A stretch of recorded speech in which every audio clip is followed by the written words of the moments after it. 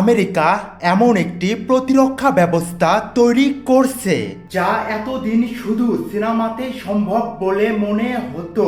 বলা যায় এটি এক ধরনের ডোম বা ছাতার মতো সুরক্ষা নেটওয়ার্ক যা পুরো যুক্তরাষ্ট্রকে সম্ভাব্য ক্ষেপণাস্ত্র হামলা থেকে রক্ষা করার লক্ষ্যে নির্মিত হচ্ছে।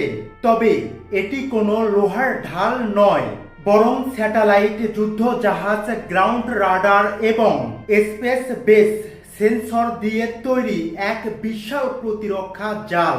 এই সিস্টেমের উদ্দেশ্য হল ব্যালিস্টিক, হাইপারসনিক এবং পারমাণবিক ক্ষেপণাস্ত্র শনাক্ত করে মাঝ আকাশে ধ্বংস করে দেওয়া।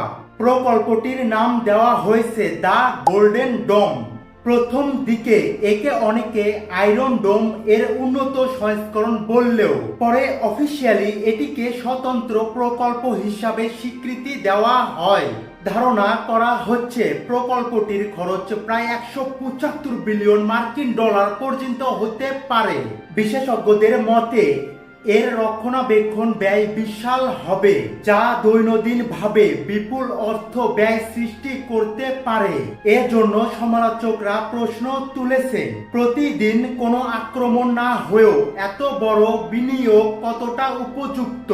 অন্যদিকে চীন সহ কয়েকটি দেশ এই উদ্যোগকে নিয়ে উদ্বেগ প্রকাশ করেছে। তাদের মতে গোল্ডেন ডোম সক্রিয় হলে যুক্তরাষ্ট্রের কৌশলগত আত্মবিশ্বাস আরও বেড়ে যাবে, যা বৈশ্বিক ভারসাম্যের জন্য নতুন চ্যালেঞ্জ তৈরি করতে পারে।